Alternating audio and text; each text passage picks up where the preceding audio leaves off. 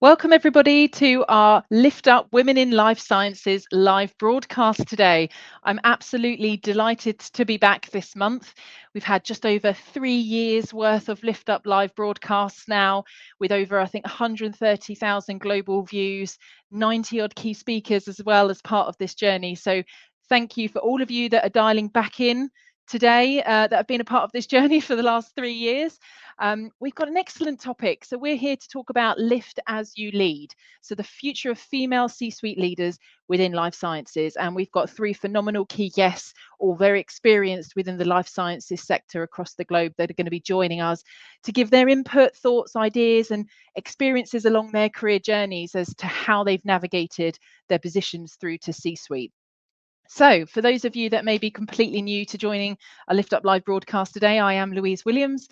I've been in staffing for about 20 years now, life sciences specifically for around 11 years. I'm the MD here at Fraser Dove International, which is an executive search life sciences company that operate globally.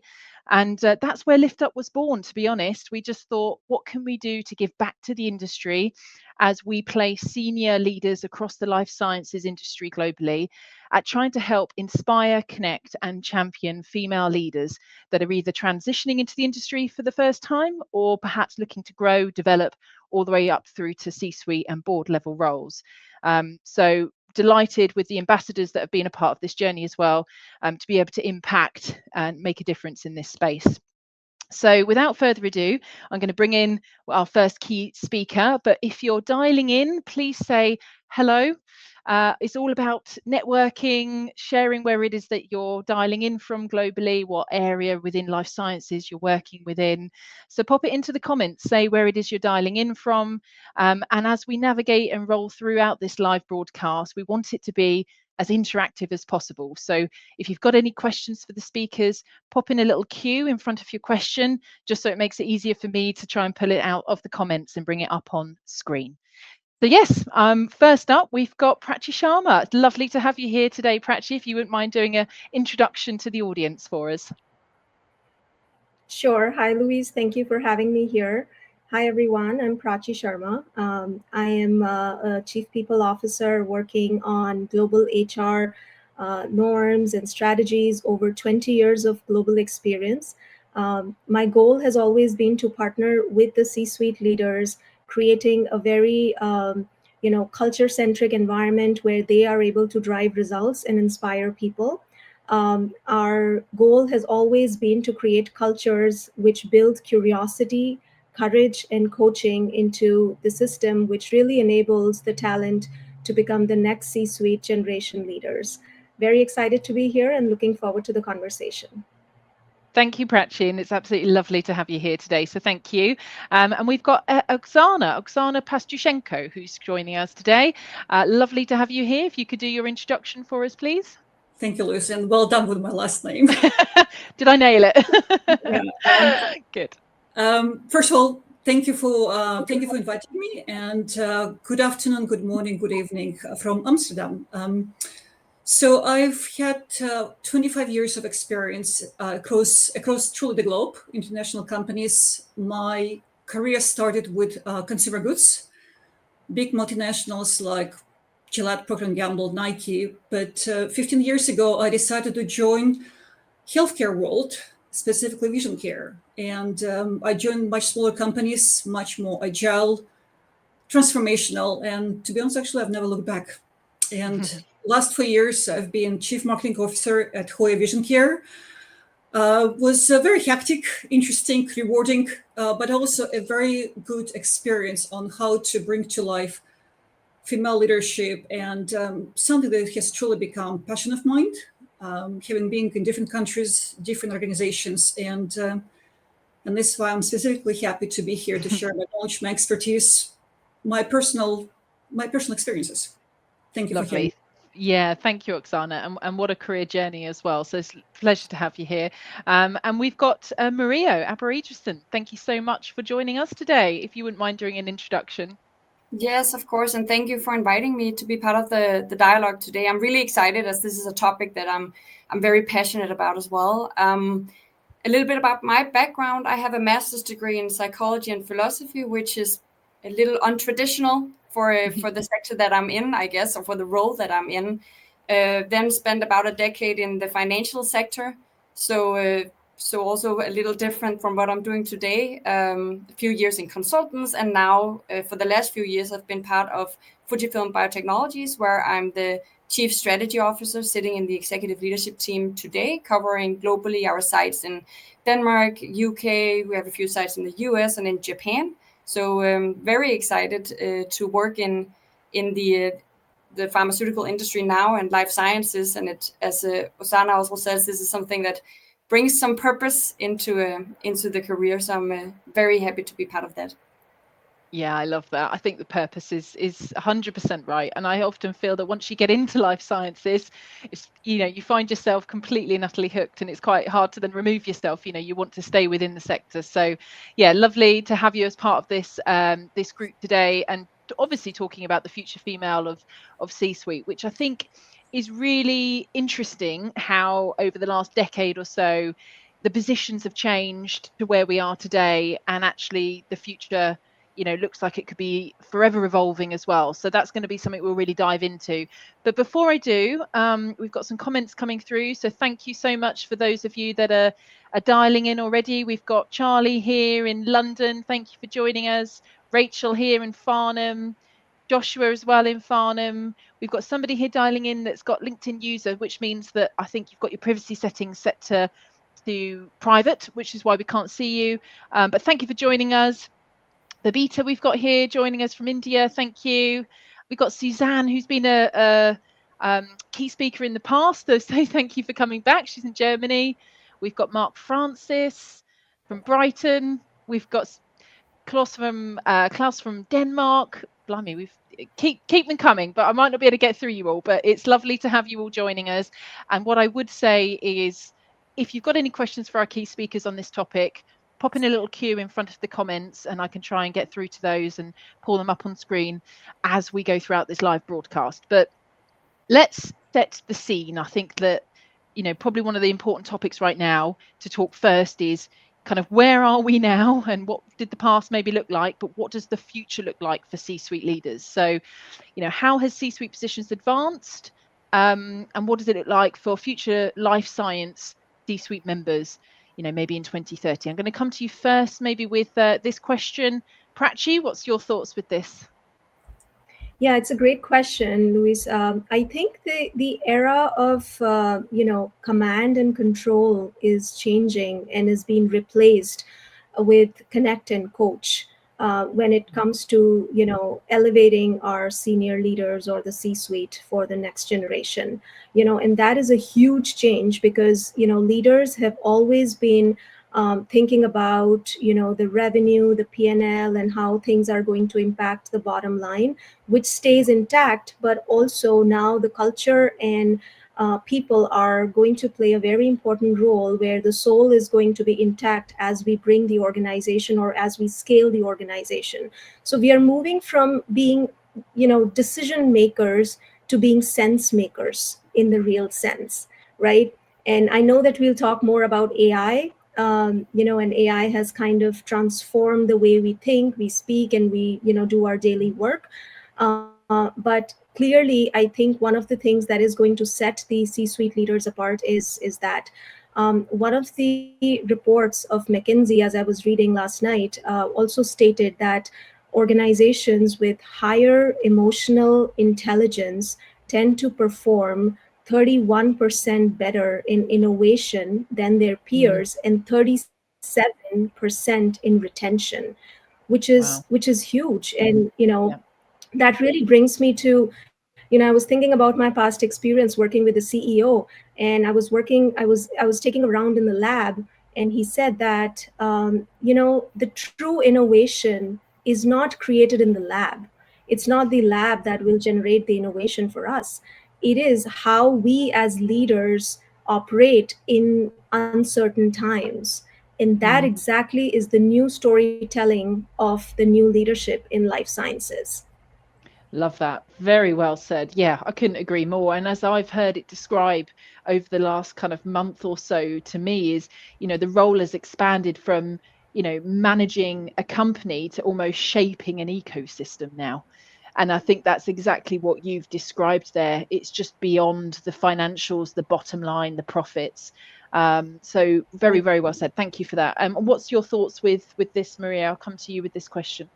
Yeah, I would agree very much with what's already been said of key points here. I think one other thought to add to that is that I think C-suite is changing in terms of diversity as well. And when I say diversity in this sense, it's not only gender or background or those kind of things. It's more diversity of thought than anything else. And we will see much more in the future of people coming from jumping industries, just like my own career has been, and bringing that other way of thinking into that new industry and new C-suite.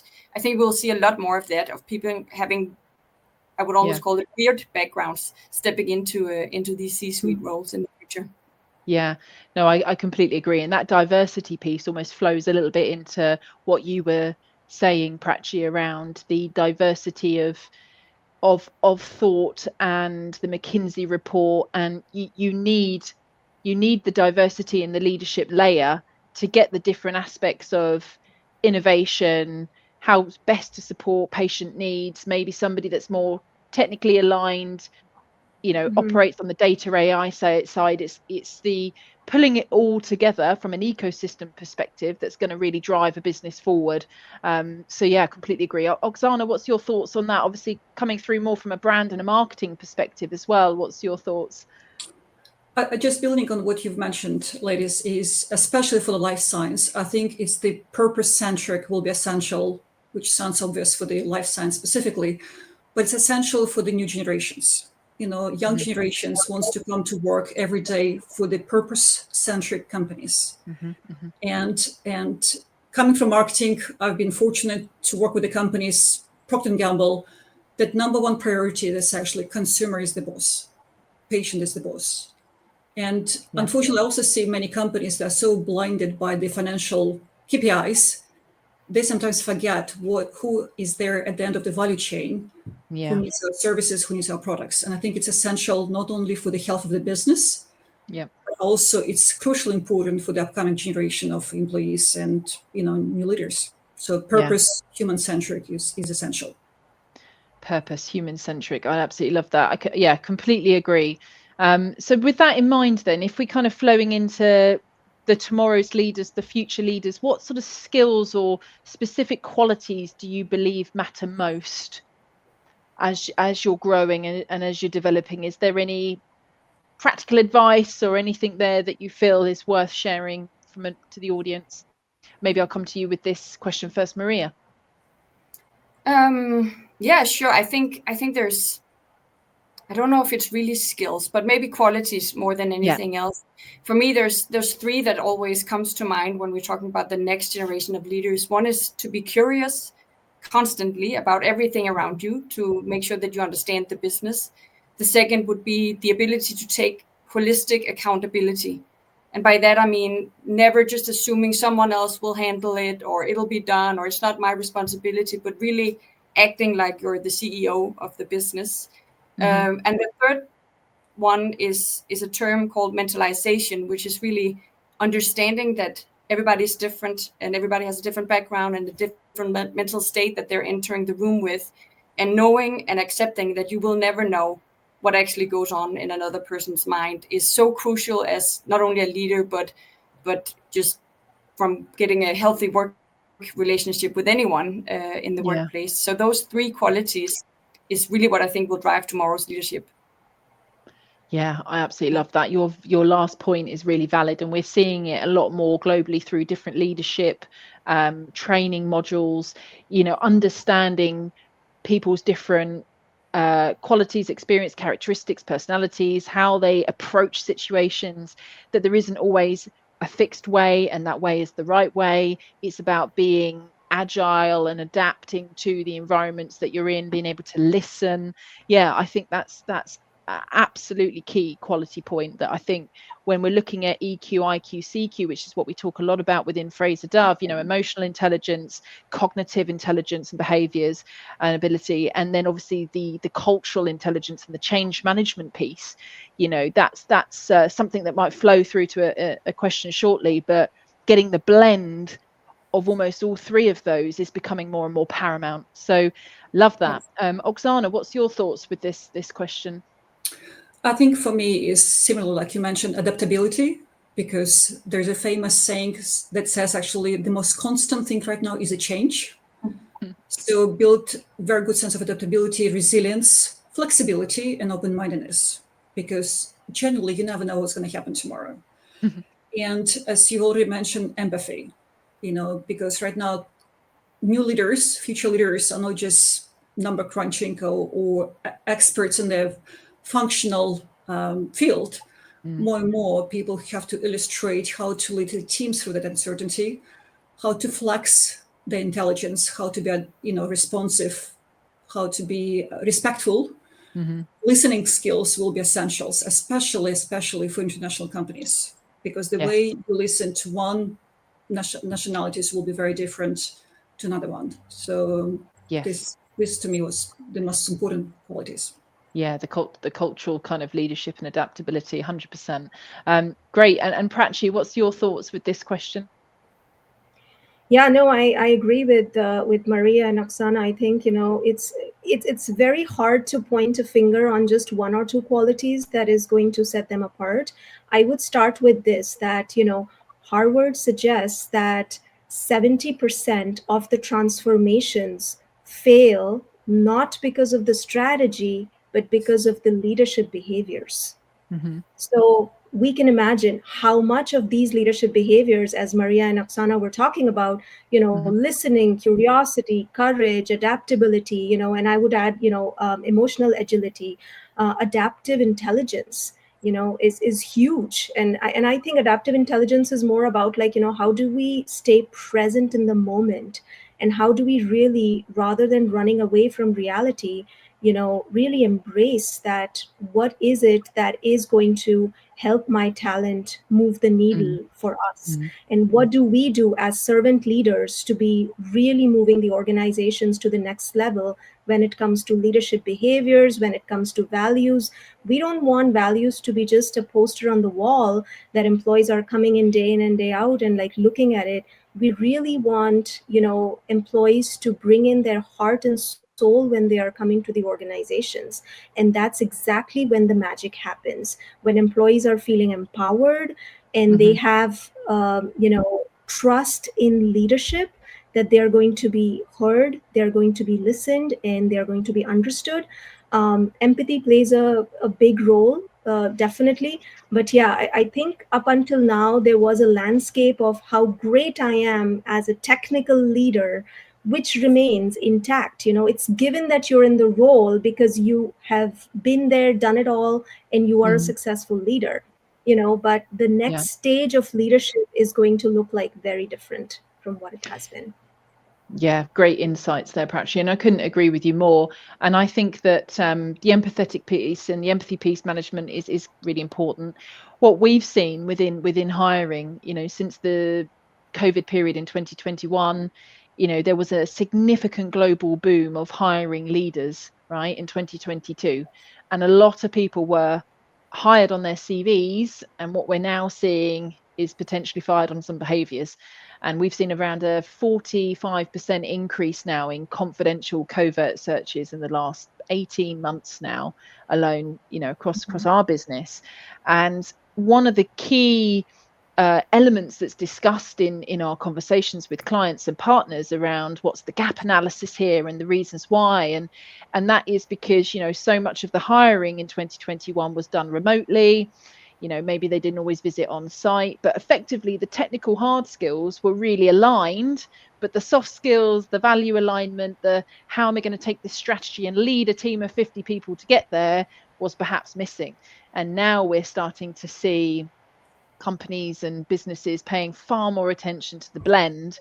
And interestingly, you know, in the last 18 months, that's what we've been navigating with a lot of our partners. So it's very interesting. Everything you're saying aligns very much to what we're seeing as well. So with the importance of EQ, CQ, as we've just said, you know, from your perspective, you know, how do you see, maybe from a hiring or from a leadership perspective, do you see that how's the best way of mentoring, coaching people into that kind of EQ and CQ space, and moving away just from the IQ?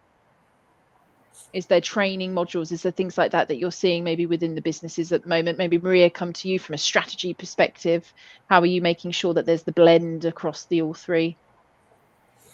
Yeah, I think it's an interesting question, and I think it's actually something you can train and you can work with as a company if you really want to dive into it.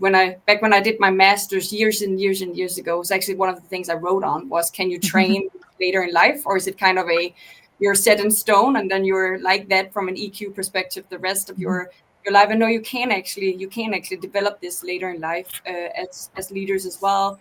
So I think definitely it's something we should continue to focus on. And I think it's back to the speed that we are developing so fast as companies today, that back previously, maybe you could do more of a top-down strategy and you could build that and you could cascade it down to your employees and they could then deliver on that. But today we're moving so fast that by the time you've cascaded your strategy down, the world has changed. You need to do it again.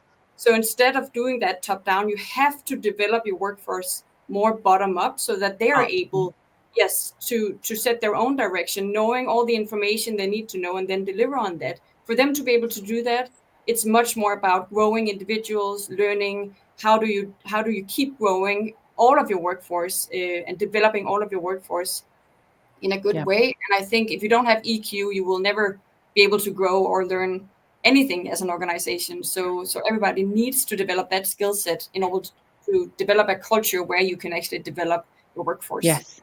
It's all linked.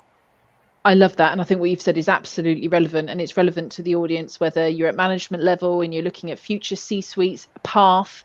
It's what skills can I develop and almost build upon now to help me along that journey? Because like you said, you know, it's not a case of just getting to the C-suite level and you need to encompass all of them. It's part of the growth, isn't it? Blending this question in with a question that's very similar around I think we've got one here around how to try and incorporate better diverse talent pipelines for executive roles in the future within your organizations. You know, Prachi, coming to you maybe with this question, is there a particular method that you have felt works well for the organizations you've worked for, or you think would be something to embed moving forward? Yeah, I think, you know, there's no specific program when it comes to, you know, creating a diverse pool of talent, you know, and I believe that it is more about the exposure that we provide to our talent. And, you know, going back to Maria's point earlier on, you know, developing the leaders, I think that one of the mistakes that we make in coaching is that we start coaching our high potential people at the VP plus level. Most of the organizations will have a specific strategy which is going to be only created for the high potential talent. They forget that the real backbone of your organization is those 70 or 75% of the people who are working day in and day out. And if those people leave, then it's a huge risk to the organization, right? So really focusing on coaching, and coaching is no longer a perk, it's a performance system. That's how companies work. You know, the ICF research shows that 70% of the organizations which have coaching are better performers in terms of 70% extra goal they are able to accomplish. And 64% resilient leaders are created if they have a coach, or they have some kind of coaching mechanism which is, you know, behind the system helping them. So I think, you know, that is important. But just to kind of you know, bring the point back to the question here, preparing the diverse talent pool, you know, I know that organizations are always looking at different talent programs like 9box, and I've done that for many, many years now. Who's falling in the inverted L? Who's the high potential talent? And now is the time, guys, that we have to graduate or evolve from that level and really bring in that mix of managerial. What is it that we are good at? Manager asking the question to their people, where do you want to land? And many of them will say, well, I'm happy where I am. I don't want to go to the next level, or I don't want to learn any skill. I want to retire at this level, and this is what makes me happy. Well, that's fine. The problem is that we don't know. There is not one cookie cutter approach when it comes to growing our talent or developing the pipeline. And that's the fundamental important point. And from that, I think once we see the talent, map the talent, we have to stretch and we have to expose them, give them the visibility across. And that's, I think, is going to prepare them for the executive roles. Yeah, very, very, very well said there. And I think that one of the things that I'm seeing is that, and it echoes what you're saying, but leaders are now sort of, they can't just be integrative like leader in the sense of only one route up doing a specific area. Leaders now need to kind of understand AI or data ethics or sustainability or financial information or regulatory pathways, a bit of R&D pipeline, in order. Businesses are all about now accelerating innovation, patient advocacy and outcomes. But to be a C-suite member now, so many people, I was talking to a lady a couple of weeks ago who has had a career path all the way up through to, the commercial path all the way up to SVP. And she said to me, I want to be a future CEO. That's where I want to be. But I'm actually going to pivot into something completely different within life sciences, just so I can broaden my skill set. So when I'm ready to take that role on, I understand a little bit more about this area. And it's just a really interesting mindset, because that's where it's all steering and that's where it's heading towards, isn't it, at the moment? But coming back to what you were saying, Prachi, about coaching, through experience, I've seen so many people only really grab a coach and utilize a coach and seek one out when they're maybe already at the VP, SVP level or quite experienced. So is the advice around, you as speakers here to go and seek out coaches earlier, to understand what pathways you may want to take, to acknowledge that if you want to reach that C-suite level, that having a breadth and depth of experience is key? Is that kind of where we're going, do you think, Oxana? Certainly. And if I may just go back to the original question, actually, just to share some of the data points. I spent a bit of time in my in Hoya Vision Care looking at the pipeline. And there's lots of data exists, actually. The biggest drop in female population happens when ladies have to make decisions about their first managerial role. This is where the funnel shrinks tremendously. So my biggest advice and best advice, actually, I can give, actually, wherever you are in the world, pay attention to that pipeline. Pay attention to those ladies who may be, I don't know, early 30s, mid 30s, are trying to make decisions about their first managerial role, because this is where the biggest drop happened. Look at your parent policies, career policies, whatever it takes. But this is to some extent fuels the future potential. Yes. I was personally shocked with the numbers, but just overwhelmingly huge. Yeah. We did a return to work topic probably 6 months or so ago in regards to that, and it was quite staggering that generally at the age at which females will go to then have children, that return to work in terms of they've either then plateau their career, or they even sometimes there's a high proportion that will take a step back. So yeah, I completely agree with you in that regard. But maybe So looking at simple examples like raising awareness of the fact actually it's okay to go and take care of the children, or anybody you have to take care about. It sounds very basic, but it's not happening very well everywhere. So it's just like raising awareness, and wherever you are within your scope of control and empowerment, make sure you influence this type of cultures of transparency and encouragement.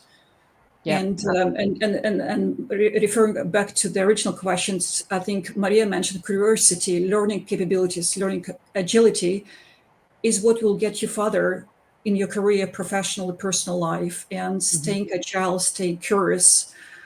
We're incredibly fortunate. There are so many sources right now of the free learning or paid learning, whatever you choose, different forms, and actually just use it. Use it to your advantage as maximum as you can. The formal, informal, I usually use my runs or walks or drives to listen to different podcasts, and it's just amazing how well informed we are. So Yes. Yeah, no, absolutely. And it's all part of the diversity of talent pipeline, the amount of individuals that are within it. The more open, supportive policies we can have to support women, then obviously that number will increase as people grow and develop within an organization. Completely right. Coming back to the coaching element though, is I want to sort of deliver a bit of a message here that you don't need to be a VP or an SVP to go and seek out a coach.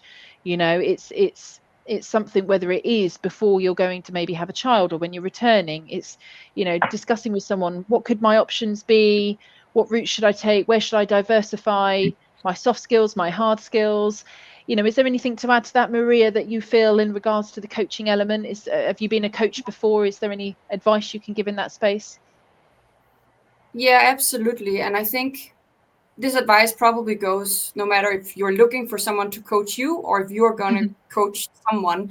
I think what's really important is that you find someone where you can build that trust with. From a psychology point of view, we call it the caregiver. If you have someone who's a caregiver for you, that's where you can actually grow and develop yourself. And that requires trust to happen. So when you're looking for a mentor or a coach, and I've had this since my very early days in my career, actually have mentors or coaches, but it can't just be someone that you're having a dialogue with and then you move on. You have to build a level of trust where when they give you the gift of feedback, you are actually then ready to take it and grow with that. And that takes a little bit of time. And the same when I'm mentoring a few people myself, I'm really trying to step into that. Sometimes it is with care and love, then you need to step into sometimes the more uncomfortable space of feedback or development with that person to make sure that it's actually a giving coaching relationship. That way it can be extremely valuable, and it's back to the curiosity. If you're curious on how can I develop as a person, then you let that person guide you in that development. You can grow very quickly, very far. But I've also seen coaches or mentoring relationships that didn't add a lot of value. So it's really how do you find the ones that can add to your growth as a person? Love that. And you almost want somebody that's not there to give you all the answers. They're there to get you to find the inner answers. And I think that what I've seen and heard from the coaching market over the last year or so is it's less about discussing, understanding the technical, again, the maybe IQ side, but it's more how can a coach help you sort of strengthen your leadership capabilities from an EQ and a CQ perspective. I think that's where it's becoming more and more important. What's your thoughts with this, Prachi, from a coaching perspective? Yeah, I agree with Maria. I think a lot of things depends on the trust that you build with your coach and your mentor. But I would also like to add that, the foundation of coaching or any sort of development that we are looking for is that, development always, comes from yourself. It cannot be taught. It cannot be a program or an initiative rolled out by the company and saying like, hey, we are going to pick up 20 people today and we are going to assign coaches to you. That's not how it works. I have seen people when they're in their college, if they really want to learn and develop, they take the onus in their own hands rather than waiting for the right time. Right. And, there's no perfect timing. There is no perfect season. There is nothing like, oh, I'm becoming a manager and that's why this is the right time. From day one, you have to own your own development. You have to be curious and you have to be courageous and you have to reach out to the right people. And, I will give you an example. In my very early career days, I had somebody that, I was talking to, and we had a bit of a back and forth and we lost contact. And I felt that that person was very, very knowledgeable in terms of psychology, in terms of helping me reach my goal when it came to my next level in the career. And I made and it was cross country, and I made a point to reach out, and I made a point to kind of pursue. And today I have a coach, which is, a wonderful, trusted partner that, I have helped and I have learned a lot from, and has really helped me where I am today. So, I it's love all that. about coming in from within. Yeah. The other piece that I would say, Louise, is, going back to Oksana's point on women, I think women bring two skill sets on the table very organically, which is empathy and collaboration. And that is statistically proven, right? Now, those two skills are super important when it comes to building the next C-suite leadership, showing from the Conferry research, which has been done recently.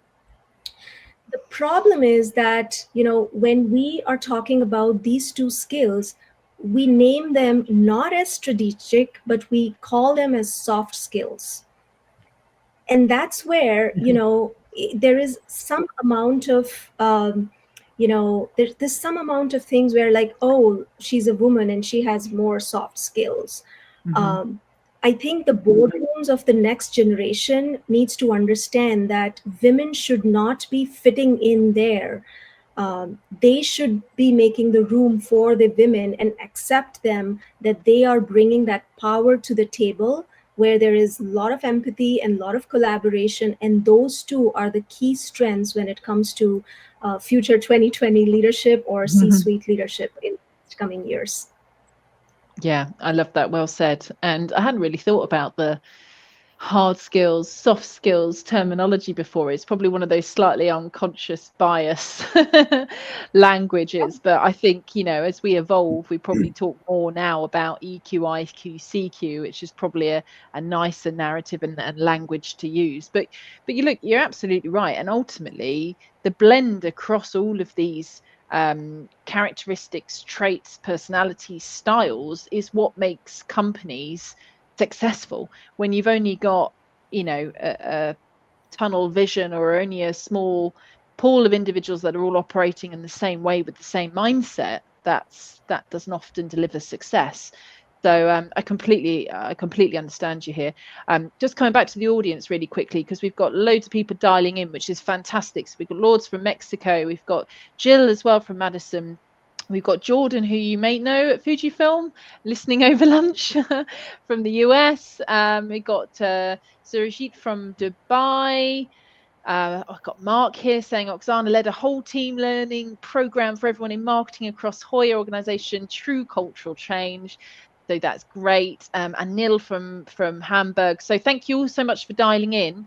If you missed it right at the very beginning, if you've got any questions, then just pop a little Q in front of your comments, and we can bring them up on screen and ask some of the key speakers here, Maria, Oksana, or Prachi in the room. But a question, I guess, on the practical advice front, maybe. So for someone aspiring to be a C-suite leader today, what from a takeaway perspective, we've talked quite a lot in the last half an hour or so around all the different traits and skill sets, but what do you think of the 2 to 3 kind of core skills or qualities, should we use the language, Maria, to your point, should they start developing immediately if they haven't already? What things should they be very mindful of?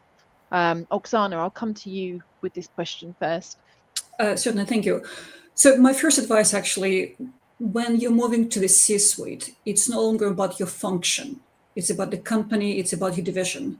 So first of all, you have to put yourself in that mindset. It's no longer about me in my silo. It's all about the whole enterprise. So start proactively reaching out to your peers, to your neighboring teams with the help, maybe some cross-functional projects, anything to show interest, that you're no longer interested only in your functions. It's all about the wider organization. Two fundamental skills. They have to be very, very fundamental. It's strategy. Again, going back to that whole enterprise thinking, cross-functional, and financial. If you feel that you're a bit of weak on financial side, I think it's time to get busy with the training, and I'm sure there's plenty resources. But also, as we just mentioned throughout the call, it's that authentic leadership. It's how to bring empathy. Influencing without the authority will be essential soft skills to develop, because this is what will set you apart from maybe a more traditional, old-fashioned way of leadership. A bit more dictatorship, yeah. I try to avoid this word, but from to the modern leaderships and leadership that I truly believe will take you forward. So strategy, finance, enterprise thinking, but also that authentic leadership, empathy, soft skills, which will be very important. Yeah, I love that. So true. It's the inspiring individuals to improve and to become better versions of themselves, I think, is what gets people moving in the right direction now, as opposed to that authoritative, dictatorial environment. So I completely understand what you're saying there, Oxana. Maria, same question here to yourself. What's your thoughts? I would definitely agree with the ones Oxana already brought to the table. I think that getting educated in those is really valuable. I would add to it from maybe more from an attitude perspective than really skills, but still something you can practice and you can start practicing right away, is about taking that warrior mindset, never thinking of yourself as a victim, that the world happens to you, but really thinking that you are owning the company, you're owning your situation, and you can actually do something about it. Taking that mindset in every meeting, everything you go into is really important. And the other attitude thing that I think and hope will continue to grow, and I'm seeing it grow already, is to be humble. I think there was back in the day a little assumption that as you rose in level, you needed to be a little hard or harsh. I would really hope going forward that we change that, and I'm seeing it already, that treating everyone with respect, from the doorman to the CEO, really acknowledging all human beings that you're working with, is a skill set or a attitude that I'm seeing growing, and I'm hoping that continues. I think that is something we should start emphasizing more. I love that. I love that completely. You could be the best person in the world at doing your job, most technically aligned individual. But if you're not bringing people along with the journey, if you're not creating a culture that people want to be a part of, like you said right at the very beginning, Oxana, the sense of purpose now that people are trying to find in everything that they do is of the utmost importance.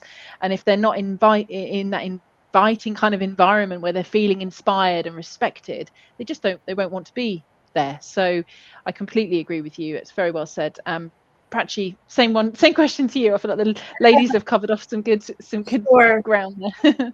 Yeah, no, I agree with both of them. I think, great insights here. And we have covered quite a bit of leadership behaviors here, and, what are some of those skills required. I would say that, 2 or 3 from my side, some of them may be just overlapping. First is, to Oksana's point, the enterprise thinking. I think it's strategic storytelling as well, right? The ability to translate complex things of the organization into crystal clear clarity, right? So breaking down those complex moments into, like, these are some of the things that I'm going to work on. What is my personal storytelling that I'm going to share with the organization? Here's how I operate and I lead, and that's what is going to differentiate the C-suite leaders. Number 2 is really about, and this one is really important because I've seen, like, many of the leaders, give up when it comes to executive composure, right? Staying calm in the situation where things go sideways. That is your next level of leadership. We all get into, like, a lot of issues and problems day to day, but how do we kind of maintain that calm composure and say, okay, let me think from a logical mind, and let me also think from, to Maria's point, like head and heart both together.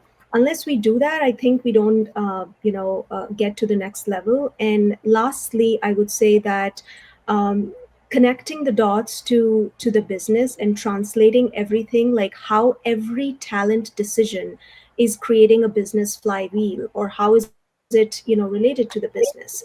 That is overall an enterprise-wide thinking. How am I contributing to the next level or enterprise level?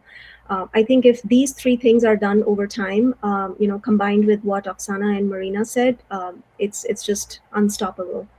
Yeah, 100%. I feel like between you've concocted a recipe of some brilliant success there. the whole calm element is absolutely paramount, isn't it? And I think since COVID, since so much change that businesses are still undergoing, or the pivoting that so many businesses are having to do, being able to at C-suite level just kind of calm the ship, or like, what's the saying, you've got a swan gracefully swimming down there the river, but underneath it's like they're going like mental. But people need to sort of feel that sense of calm in the leaders above. So I absolutely agree with you. The other thing that just popped into my head as well with something you maybe said there, Prachi, was articulating the why.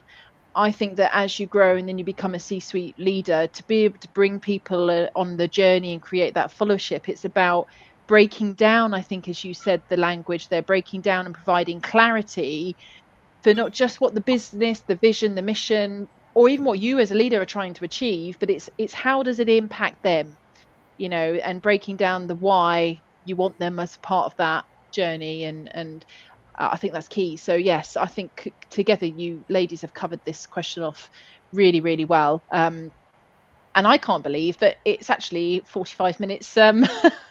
It's 45 minutes. I've got a quick question here. I didn't want to not bring this one up. So Klaus, to Maria's point, how do you take a warrior's attitude and act humble at the same time? I like that question. So yeah, I'll come to you with this one, Maria. What's your thoughts?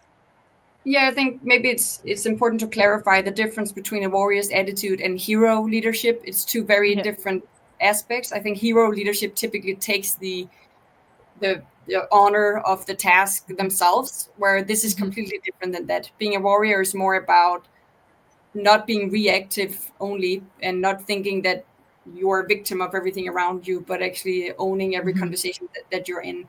And you can definitely do that and still be very humble at the same time. It's nothing about taking the honor of anyone's work. Yeah, very well said, understood. I also think the term warrior, I almost see it or perceive it as somebody that's can demonstrate resilience or perseverance and persistence, and in a positive way, hopefully. But yeah, great question there, Klaus. So I'm just going to leave with one more question just before we wrap up, because we're right at the end of the day. But if there was one bit of advice that you would give your younger self starting out on the journey, what would it be? I'll come to you, Oxana, with this question first. I will say, actually, don't be shy to ask for help. Love that. And asking help does not mean you're weak, on the contrary. So asking help, support is absolutely vital, especially if you go up. It will be lonely. And asking for help and support. Yeah, brilliant. Very good, Oxana. Yeah, I completely agree. And Prachi, what's your thoughts with this? What's your one bit of advice? I think I would say there's never a perfect time to start.